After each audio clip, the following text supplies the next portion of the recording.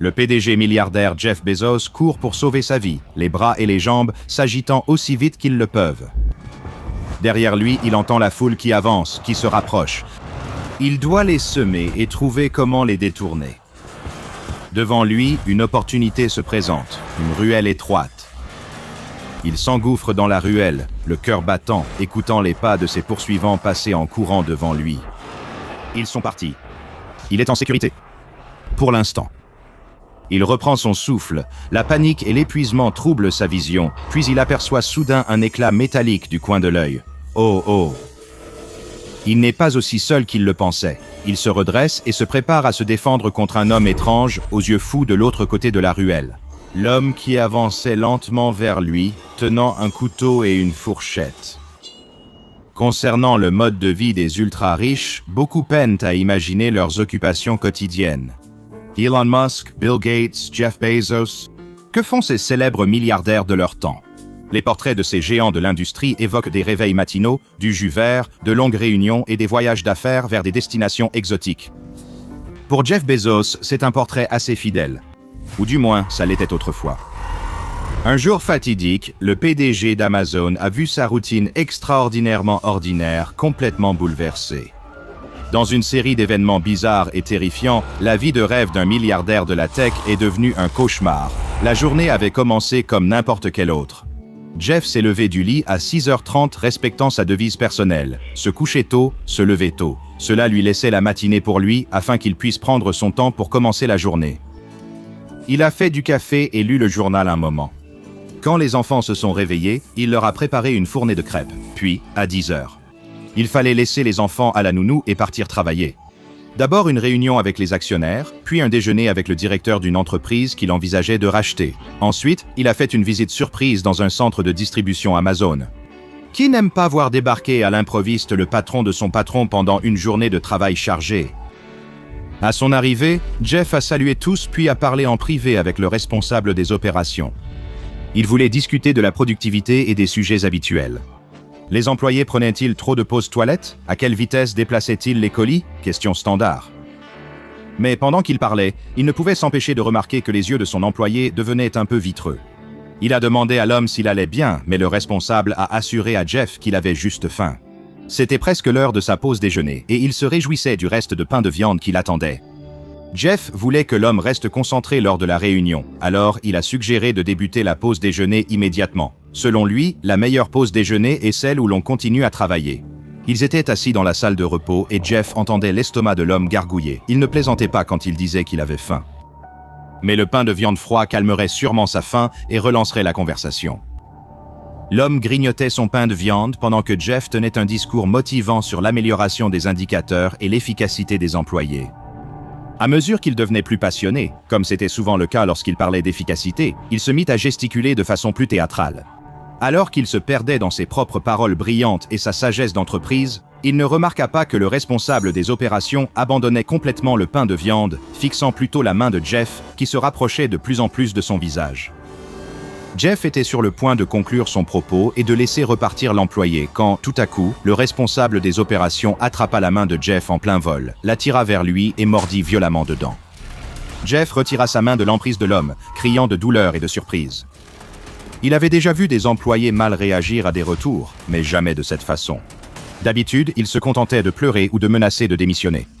Personne ne l'avait jamais mordu. Il a exigé une explication pour ce comportement inapproprié au travail. Le responsable des opérations a cligné des yeux, confus. Il n'arrivait pas à expliquer pourquoi il avait fait cela, ce qui lui avait pris de saisir la main du PDG et d'essayer de la dévorer.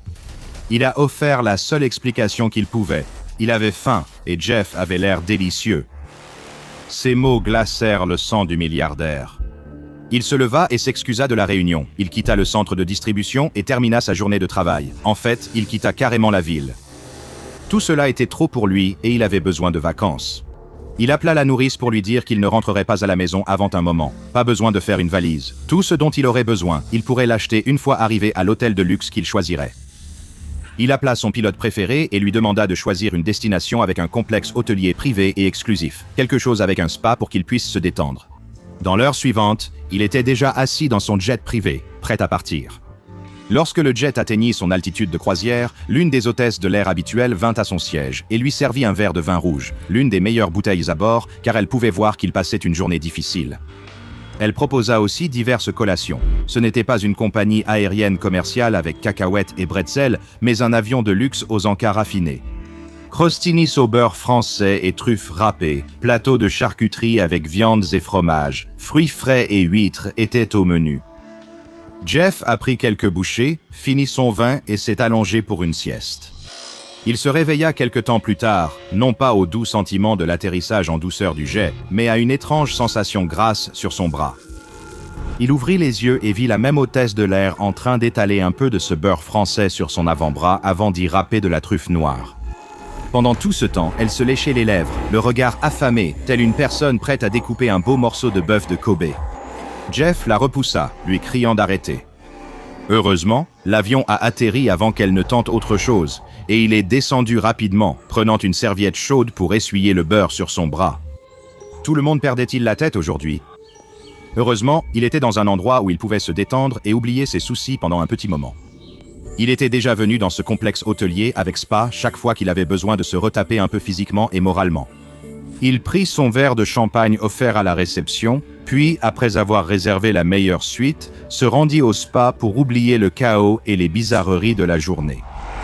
Il était impossible d'être stressé dans un endroit comme celui-ci, avec la musique apaisante, les senteurs d'aromathérapie diffusées dans la pièce, et bien sûr, les sources chaudes brevetées du spa, infusées aux herbes. L'eau chaude naturelle des sources était pompée dans des bains privés et enrichie d'herbes apaisantes comme la sauge et le romarin. L'employé donna à Jeff une serviette et un peignoir blanc moelleux. Soulagé, il s'installa dans l'eau fumante parfumée aux herbes. Il ne vit pas que l'employé était encore dans la pièce. Il était trop occupé à se détendre, à fermer les yeux et à laisser ses soucis s'envoler.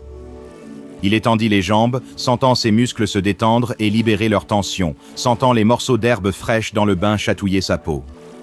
Il prit une profonde inspiration, savourant le parfum frais de la sauge, du romarin, de l'ail.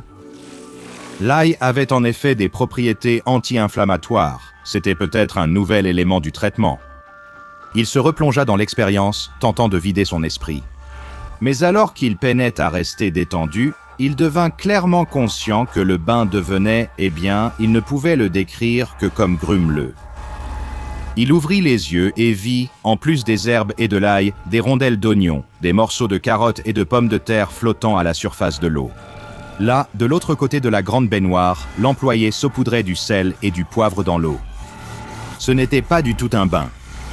C'était de la soupe. C'était la soupe de Jeff Bezos. L'employé était en train de tremper une cuillère dans l'eau pour goûter le bouillon quand Jeff l'a tiré dans l'eau, profitant de la distraction soudaine pour s'enfuir. Il n'a pas eu le temps d'attraper le peignoir, a jeté la serviette autour de sa taille et est sorti rapidement. Il a couru à travers le spa, ignorant les panneaux interdisant de courir. Il n'avait pas le temps de suivre les règles. Mais il ne s'est pas demandé pourquoi ces règles existaient.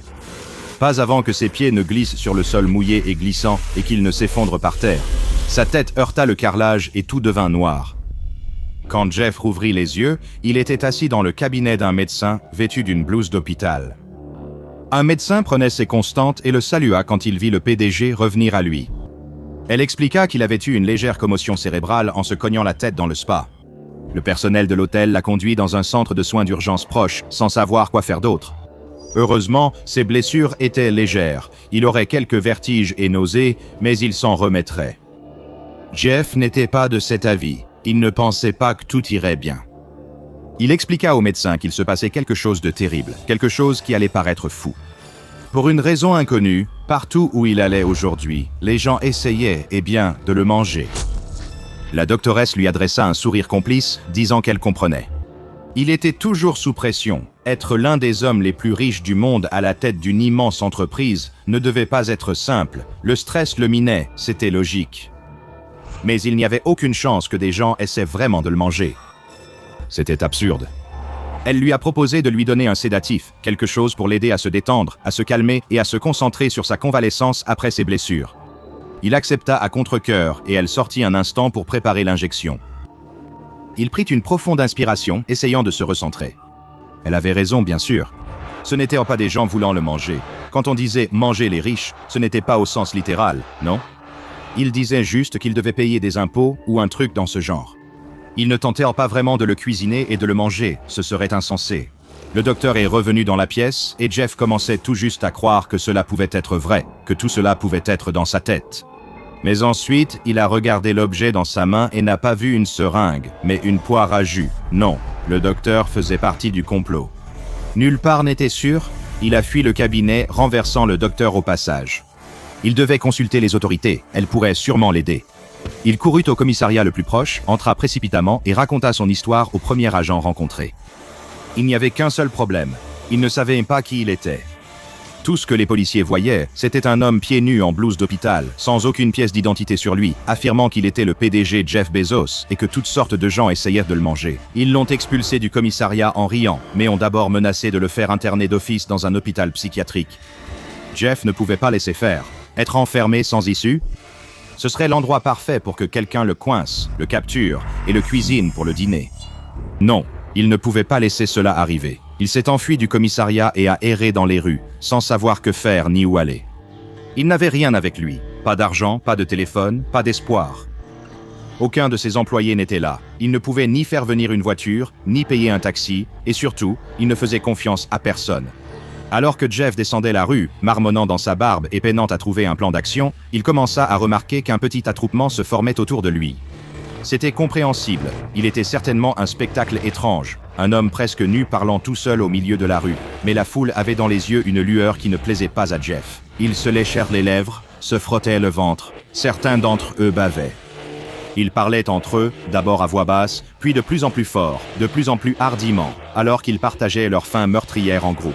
Ils discutaient des façons de le préparer, de ce qui aurait le meilleur goût. Une femme voulait le transformer en steak Jeff pané façon poulet, le tremper dans de la pâte à frire et le faire cuire à la poêle. Une autre a proposé de le farcir de champignons et de le cuire dans une réduction de vin rouge. Un homme a proposé de simplement griller la viande avec du sel et du poivre pour préserver sa saveur naturelle. Mais tous étaient d'accord sur un point. Ils voulaient attraper Jeff pour pouvoir le préparer à la consommation. À cet instant, Jeff Bezos n'avait plus qu'une pensée en tête. Fuir. C'est ce qu'il fit. Il courut aussi vite que possible, ses pieds nus trébuchant sur le sol accidenté. Sa tête commotionnée lui faisait mal et tournait, son estomac se retournait, mais il devait continuer à courir. La foule le poursuivait, tentant de l'attraper avec des mains avides. Certains d'entre eux étaient désarmés, d'autres brandissaient des couteaux, des fourchettes, des couperets. Certains avaient apporté des condiments avec eux, essayant de l'asperger de ketchup, de moutarde, de sauce barbecue. Il sentit quelque chose le toucher et baissa les yeux vers sa chemise pour voir une éclaboussure rouge.